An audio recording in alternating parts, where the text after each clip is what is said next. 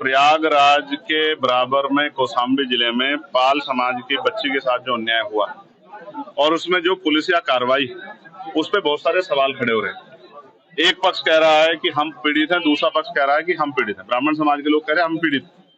अब ये पता जाके लगेगा मौके पे कि कौन पीड़ित। इसलिए मैं उन परिवार से मिलने के लिए पाल समाज के आया था, लेकिन पुलिस ने मुझे यहाँ रोक लिया और मुझसे कहा कि अभी लॉ एंड ऑर्डर की सिचुएशन अच्छी नहीं है, आप कुछ देर इंतजार कर लें, उसके बाद हम आपको जाने की इजाजत दे देंगे। मैं यहाँ इंतजार कर रहा हूँ पिछले 2.5 घंटे से, लगभग अब 2.5 घंटे होने को आए। मैं यहाँ इंतजार कर रहा हूँ कि मुझे वहां जाने की इजाजत मिले और मैं उस परिवारों की आवाज को उठा पाऊँ, मैं जान पाऊँ सत्य क्या है।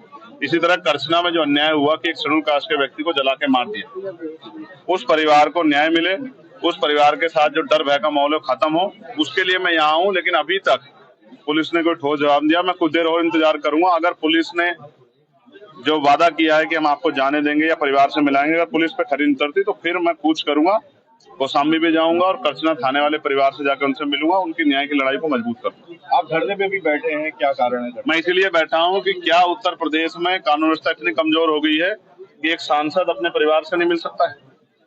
क्या हो गया उत्तर प्रदेश में? हम इलाहाबाद में जहां पूरे उत्तर प्रदेश के लोग आते हैं न्याय मांग रहे हैं, हम तो लंबे समय से मेरठ में हाईकोर्ट की बेंच की मांग को भी उठा रहे हैं, लेकिन इलाहाबाद में इसलिए मुझे तो रोका गया। अपराधियों क्यों रोका गया? यहाँ 500-700 पुलिस लगा के क्यों रोकना चाहते हो? क्या एक परिवार से नहीं मिलने की छूट दे सकते हो आप लोग? तो मैं तो कह रहा हूँ मैं अकेला जाऊंगा, आपके साथ जाऊंगा, आप ले चलो, लेकिन मुझे मेरे परिवार से मिलाओ, मैं उनकी तकलीफों को जान दो। भी उस माँ से मेरी बात हुई जो बच्ची की माँ, उन्होंने कहा मेरी बच्ची की हालत आके देखिए, हमारी हालत आके देखिए, हम यहाँ डर के साए में, हमारी मदद कीजिए, हमारी आवाज उठाइए। तो पुलिस मुझे क्यों रोक रही है? क्या पुलिस किसी को छिपाना चाहती है? क्या पुलिस दबाव में काम कर रही है? मैं तो मानता हूँ पुलिस कभी दब नहीं सकती, लेकिन इस बात को जानना पड़ेगा कि सब क्या हो रहा है।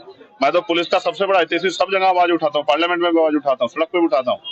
उनकी 8 घंटे की ड्यूटी हो, उनको न्याय मिले, उनको जो वेतन विसंगतियां वो दूर हो, उनके साथ जो है जो बॉर्डर स्कीम है वो खत्म हो। लेकिन क्या आज पुलिस मुझे रोक के जो है क्या कानून का हनन नहीं कर रही, संवैधानिक जो अधिकार है उनका हनन नहीं कर रही? इसका जवाब भी देना चाहिए और मैं मीडिया से कहूंगा कि पुलिस से पूछे कि वो मुझे क्यों रोक के बैठे। धन्यवाद। थोड़ी देर पहले लाइव आए थे, आपने हाउस अरेस्ट की बात भी कही और सरकार को भी घेरा, क्या कुछ? उसी के बाद मुझे बाहर आके बैठना पड़ा, इसलिए लाइव आया कि मुझे जाना था कहाँ और मुझे लेके कहाँ गए।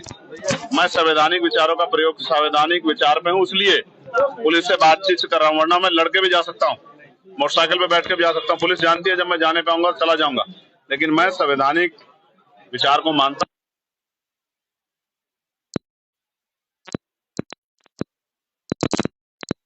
तो फिर अभी तो इलाहाबाद में आप संघर्ष देख रहे हैं, फिर आप लखनऊ में देखना विधानसभा का घेराव होगा, मुख्यमंत्री आवास का घेराव होगा, इतने बड़े पैमाने पे होगा कि पूरे प्रदेश से ट्रेन में लोग आएंगे और लखनऊ का चक्का चक्का जाम कर। अच्छा, इटावा में हाल ही में एक घटना हुई जिसके बाद सुर्खियां तेज होगी, राजनीति जातिवाद पे आ गई, किस तरह से इसको देख रहे हैं? क्या इटावा में आप उस घटना की बात कर रहे हैं जहाँ एक यादव समाज के कथावाचक की चोटी काटी गई, उसको मूत्र जो है उससे नहलाया गया, उसी की बात कर रहे हैं क्या? आप ये समझिए, अगर ये आजादी से पहला समय होता संविधान से, तो ये उनके साथ जो हुआ वो सही था। वहां शूद्रों को मंत्र उच्चारण करने का और मंत्र को श्रवण करने का अधिकार नहीं था। कोई शूद्र अगर मंत्र सुन लेता था उसके कान में पिघला के लोहा डाला जाता था। कोई मंत्र अगर शूद्र जो है मंत्र का उच्चारण कर लेता था तो उसकी जीभ काटी जाती थी।